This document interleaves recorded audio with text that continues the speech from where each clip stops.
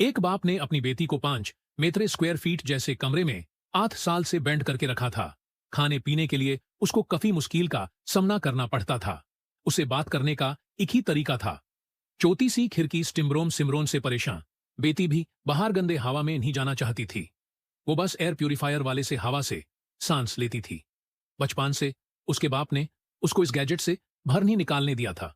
उसको बाहर की दुनिया देखने लिए यूआर हेडसेट का इस्तेमाल करना पड़ता था। बाप को लगता था वो उसकी बेटी पूरी जिंदगी ऐसे ही बिताएगी, लेकिन 7.5 मैग्नीट्यूड ने सब बदल डाला।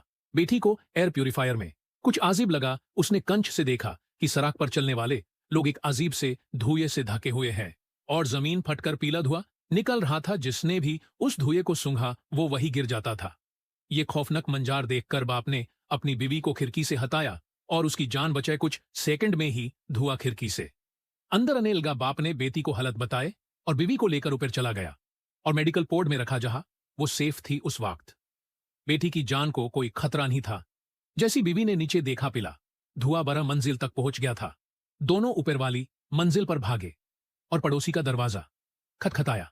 फिर दोनों अंदर गए और बालकनी में जकार देखा कि जहरीला धुआं लगातार ऊपर चढ़ रहा है।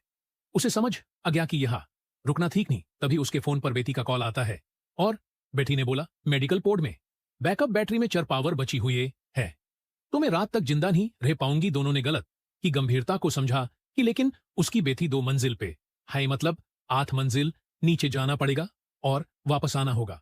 ये ऐसे था कि 5 मिनट तक सांस रोकना, लेकिन ये इंसान के लिए पॉसिबल नहीं था। तभी बाप को याद आया कि नीचे आले पड़ोसी को सांस की दिक्कत थी, तो उसके पास ऑक्सीजन सिलेंडर जरूर होगा। तो बाप ने अपनी जान की ना परवाह करते हुए नीचे जाना शुरू किया। वो दूसरी मंजिल तक पहुंच गया, जहां पर वो धुआं भी था। उसने तुरंत सांस रोकी, तेजी से आगे बढ़ा, खिड़की तोड़ी और अंदर घुस गया और तुरंत सिलेंडर खोजना शुरू कर दिया। लेकिन उसने अपने पड़ोसी की लाश को देखकर वो हिल गया, लेकिन अफसोस बनाने का वक्त नहीं था। उसने अंदर जकर देखा, वो घबरा गया और दूसरे कमरे में गया। तब तक उसकी सांस खत्म ही होने वाली थी, बस 20 सेकंड बाकी थे। तभी उसको एक कोने में ऑक्सीजन सिलेंडर मिल गया। उसने मास्क पहना और गहरी सांस ले। उसने उसके ब्लड फेयर से ताकतवर महसूस किया और वहां दूसरी मंजिल पर पहुंचा और मेडिकल बोर्ड की बैटरी चेंज की। लेकिन खतरा अभी भी कम नहीं हुआ था। जहरीला धुआं लगातार ऊपर बढ़ रहा था। आगे जानने के लिए हमारे